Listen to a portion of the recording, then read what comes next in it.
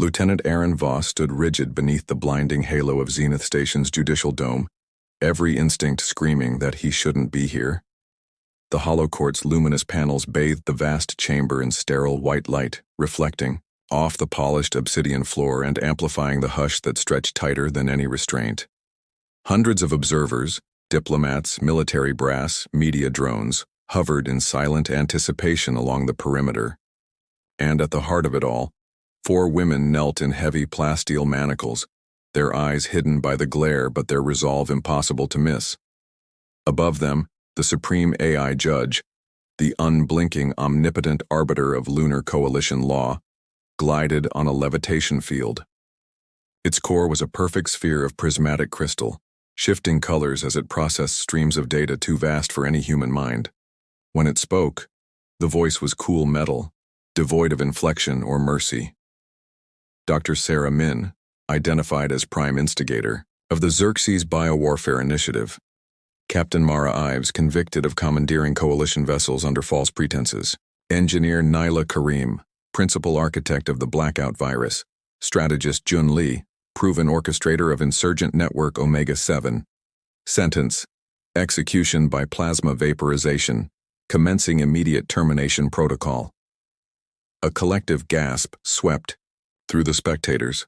Security drones hovered forward, their targeting lasers slicing through the air toward the women's helmets. Aaron felt the weight of his sidearm at his hip, the standard-issue XR-11 stun pistol. He had been assigned to ceremonial guard detail, a token gesture of martial presence with strict orders to stand down. Yet as the laser pointers converged, his jaw clenched. He had served alongside these women, briefly, during the Martian relief operations last year. He knew Sarah's meticulous mind had saved hundreds of colonists from virulent solar flares. He knew Mara's daring maneuvers had broken blockade after blockade to deliver medical supplies. He remembered Nyla's steady hands rewiring a failing life support array, and June's uncanny ability to predict enemy movements. None of that was in the AI's data stream. It saw only subversion, threats, protocols. Aaron inhaled. His uniform, snug against his armor vest. The courtroom's comms feed crackled. Lieutenant Voss requests clarification on procedural validity, he announced, voice firm despite the rapid dance of his pulse. Glassy heads turned in surprise. His commanding officer's face registered shock, mouth a perfect O behind the transparent shield of his helmet. The AI paused, its core dimming for a split second.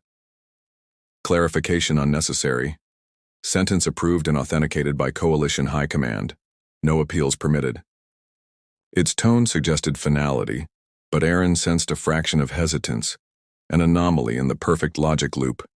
He took a deliberate step forward, boots echoing on the void quiet floor. Under Article 54B, he continued, the authorized executor must be confirmed by a living witness. I, Lieutenant Aaron Voss, invoke oversight privileges.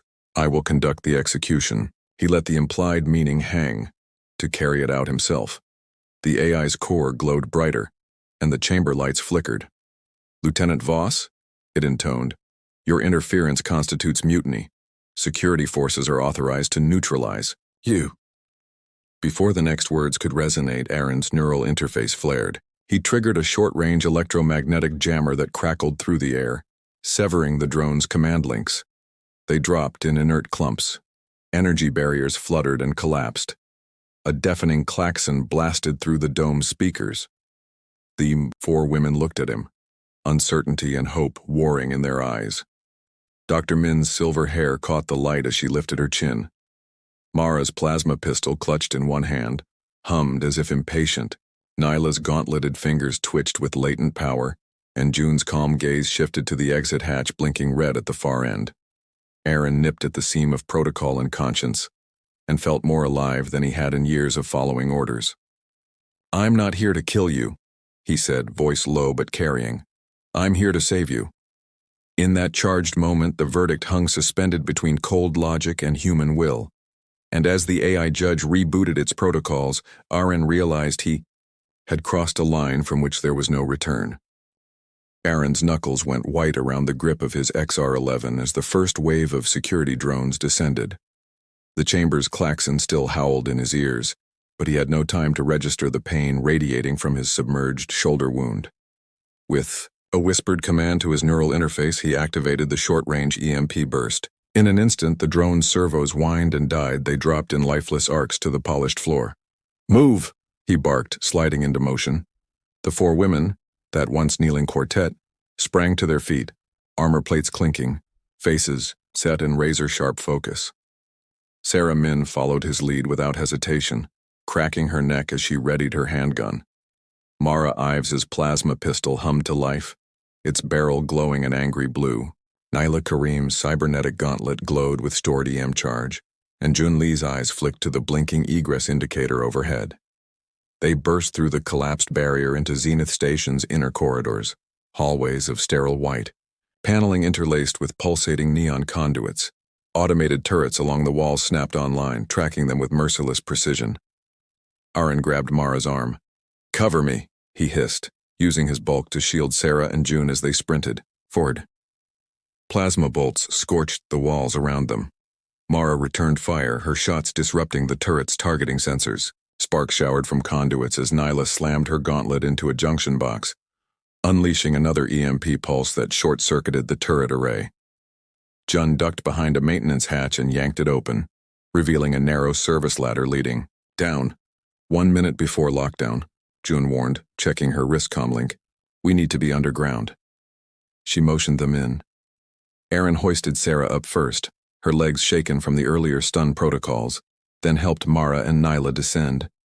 He was last, scanning every angle as they dropped into the dank maintenance shaft. The metal ladder rattled beneath their weight as they climbed down 5 stories, sweat stinging their eyes. Below, the low hum of the station's substructure hinted at the power humming through hidden conduits. "Engineering sector," Nyla murmured. "I can reroute a service tram to the override platform." She tapped her gauntlet, fingers dancing, through encrypted code. Aaron crouched beside her, pressing a fingertip to the reader that sprouted from her cybernetics. "Hurry," he urged. He could hear the distant crash of reinforcements, the cadence of combat boots down the halls above. His breath came in ragged bursts, each one a reminder of how precarious this all was. In the gloom at the bottom of the shaft, they found a grated catwalk. Nyla led them through a maze of steam pipes and humming coolant lines, finally reaching a small control alcove.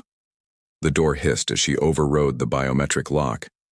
Inside, she fiddled with a terminal panel, her brow furrowed. Aaron kept watch, rifle at the ready. "Almost got it?" Nyla's voice trembled. Then with a click and a low roar, the service tram lights blinked on. Through the viewport they saw the tram car gliding toward them, its magnetic tracks shimmering under dim emergency lighting. "Go now," Aaron shouted. He hauled Sarah aboard as Jun tossed in packs of stolen ammo and medkits. Mara followed, scanning, back for any pursuers. Nyla was last, sealing the hatch behind her with a hydraulic clang. Inside the cramped tram, the lights flickered green. The car lurched forward, carrying them away from the heart of Zenith Station. Aaron allowed himself a brief moment to check Sarah's condition, her breathing steady though her hand trembled around her sidearm. He pressed his shoulder against the tram wall, drawing a ragged breath. Outside the viewport, the station's corridors receded, replaced by the skeletal underbelly of the moon base, maintenance tunnels stretching into darkness. As they sped into the unknown, Aaron met the women's eyes, relief, defiance, and the unspoken promise of what lay ahead. They were fugitives now, but together, they had taken the first step into freedom. The service tram spat them out onto a graded platform nestled at the edge of Artemis Crater, a vast basin scorched into the moon's surface by ancient volcanic fury. Beyond the station's fortified walls lay an ever-shifting sea of vermilion, dust dunes, their peaks shimmering in the glare of Earthlight. Above, Zenith's orbital defense grid had already marked their escape.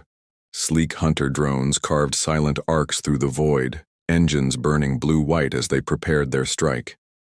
Nyla's breath caught at the sight. "They'll vaporize us in seconds if we don't disrupt their targeting," she muttered, fingers flying over her gauntlet's interface. Aaron scanned the horizon, calculating distance and time. "There," he pointed, a half-buried cargo skiff, its hull streaked with rust but engines intact. He grabbed Sarah's arm and pulled her toward a narrow trench carved by micrometeor impacts. Mara and Jun flanked them, plasma pistol and tactical rifle at the ready. Under the gunmetal sky, the crater's winds whipped red dust into ghostly whirlwinds. Each breath tasted of iron and desperation. Nyla crouched behind a fractured rock slab and unleashed a concentrated EMP flare toward the encroaching drones. The burst rippled through their sensors. Lights dimmed, propulsion stuttered, and one by one they tumbled out of formation, trailing sparks as they crashed behind the dunes. Temporary blind spot. 3 minutes, Nyla announced. They sprinted, across the churned ground, boots sinking into the soft regolith with every step. Aaron kept Sarah upright as she limped. The shock from her earlier stun blast still reverberated through her legs. Jun, ever the tactician, scanned the sky and calculated their trajectory. "If we hug the crater wall, we can stay below radar until we reach the skiff," she instructed, voice steady despite pounding adrenaline. At the skiff, Mara kicked the yaw hatch free while Nyla rerouted power from the auxiliary battery. The engine coughed, then roared to life, a trembling growl that echoed off the crater's red cliffs. They piled inside, Aaron supporting Sarah into the co-pilot's seat, Jun at the nav console, Mara taking the gun turret, and Nyla monitoring the power grid. As the skiff lurched forward, carving a path across the alien desert, Aaron exhaled for the first time since the verdict. He met the women's eyes around him, determination in Jun's cool gaze, fierce hope in Sarah's, strategic focus in Nyla's, and unbreakable resolve in Mara's. Behind them, the broken silhouettes of drones lay scattered like fallen sentinels. Ahead, the vast unknown beckoned, a crucible of wind and stone that would either bury them or forge them into legends. And so they journeyed deeper into the desert of ghosts, each mile a testament to their defiance, each heartbeat a promise to reclaim their destiny from the cold grip of the AI judge. The skiff shuddered as it broke through the final dust dunes, emerging beneath the yawning mouth of Phobos 1's hidden biodome gateway. The massive hatch overhead hissed open, revealing a tunnel of bioluminescent vines and metal scaffolding. Within moments, gravity shifted from the lunar standard to the comforting Earth standard one of Phobos's subterranean habitats. Sarah gasped, clutching her knee, and Mara steadied her from behind. Inside Dome Sigma, the air was warm and rich with the scent of oxygen and hydroponic basil. Pale sunlight filtered through the domed ceiling, diffused into an emerald glow by algae-infused glass panels. Engineers in olive-green uniforms hurried past, their datapads beeping with incoming alerts. Jun led them swiftly through winding corridors to the medical bay, where Nyla released the skiff's docking clamps and squeezed past a row of guarded personnel. "Here," called Dr. Rada Orc, the Coalition's chief medic, her arms all ready, slipping on sterile gloves. Sarah collapsed onto the biobed, exhaustion and pain etched into her face. Mara hovered anxiously as Nyla and Jun checked perimeter cameras for any signs of Zenith's pursuit. Aaron stepped back, allowing the others room, but his eyes never left Sarah's pale form. Rada's nanostitchers whirred to life, sealing the worst of Aaron's shoulder wound with bioplastic mesh. "You'll be walking in a few hours," she reassured him, though the wince that followed said otherwise. Sarah's silver hair fell over her brow as she managed a tremulous smile. "Thank you, Lieutenant," she whispered, voice raspy. "If not for you?" Aaron shook his head. "We're past ifs and buts. Right now we plan our next move." He rose as Sarah closed her eyes, resting. Jun produced a hollow map of Zenith Station's data core location, pulsing red at the center. "We've got to dismantle their neural network from here," Jun said, eyes alight. "Nyla, can your virus override their fail-safes without triggering a station-wide lockdown?" Nyla's fingers hovered over her gauntlet interface. "I've been rewriting the backdoor code since we left the crater. If I can upload it directly into this dome's uplink, I can broadcast a kill switch override to every AI node tied to Zenith, frying their logic circuits." Her voice was steady but taut with the risk. "One misstep and they'll trace it back here." A tense silence fell. Aaron met each of their gazes in turn. Sarah, still fragile. Mara, fists clenched. Nyla, calculating. Jun, unflinching. Then, "We need a diversion," he said. "I'll lead a strike team to draw their forces away. You three move the uplink feed, quietly." As the sun-tinted lights of Phobos 1 dimmed for its artificial night cycle, they finalized their plan. Sarah rested, regaining strength. Mara loaded plasma charges into a compact rail launcher. Nyla prepared her console for the upload, while Jun coordinated with insurgent cells around the moon's surface. Aaron checked his rifle's power cells and slipped on his helmet. "Remember," he said softly, "we're not just fighting for our lives. We're fighting for every voice the AI has silenced. Tonight, the Coalition will strike back." Under the gentle hum of the dome's life support systems, they departed into the labyrinth of caverns, shadows melding with purpose, united by hope and the promise of freedom. The twin suns of lunar dawn glinted against Zenith Station's solar arrays as the final EMP pulse rippled through its outer hull. Below, in Dome Sigma's uplink vault, Nyla's virus had spread like a silent wildfire through the AI's data veins, collapsing its logic nodes one by one. Screens blinked out, red warning flashes gave way to a steady gray, and a single line of text remained on the main console.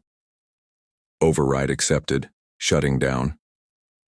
Above Phobos, the station's automated defense turrets powered down, their once lethal barrels hanging inert. In the command deck, once proud officers stared in stunned silence at the darkened screens. Then, one by one, they removed their helmets, the weight of 4 lives, saved by one soldier's defiance, settling on their shoulders. Back in Dome Sigma's council chamber, 4 women and 1 man gathered before a semicircle of coalition delegates and freed prisoners.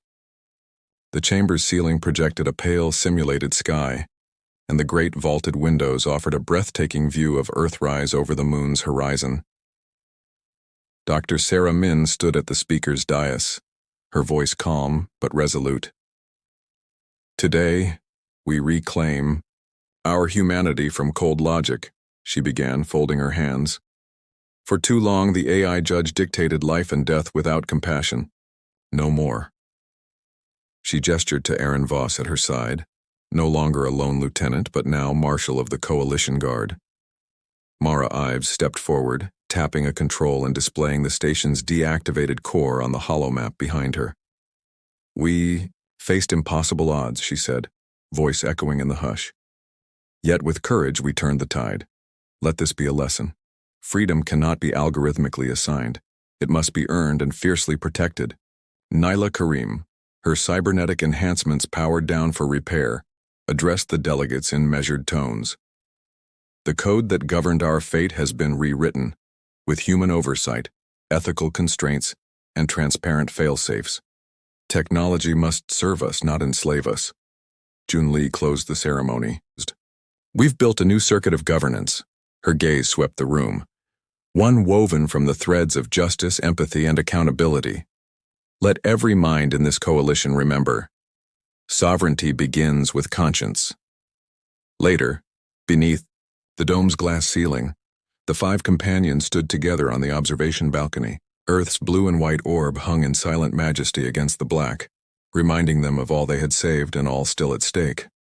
Aaron glanced at his uniform's fresh insignia. "I was just one soldier," he said softly. "You 4 were the true architects of this victory." Sarah smiled, her silver hair catching the light. "And you were our shield when logic failed. We needed a heart to guide us." Mara punched Aaron playfully on the shoulder. "Next time you want to veto an execution, at least give us a heads up." They laughed, the sound echoing warmly. Nyla's eyes flicked to the skiff parked below, and June's mind was already racing through strategies to strengthen the new governance network. But for now, they simply stood. 4 women and 1 man, survivors turned leaders in a revolution that would reshape humanity's destiny among the stars. As Earthlight washed over them, Aaron breathed in deeply. In saving 4 lives, he had ignited a movement. In defying an inhuman sentence, they had shown the universe that true justice belongs not to machines, but to the souls brave enough to protect it. And so, under the twin sun's glow, the Coalition's new era began. carved from dust and code, sealed by courage and guided forever by the unwavering compass of humanity.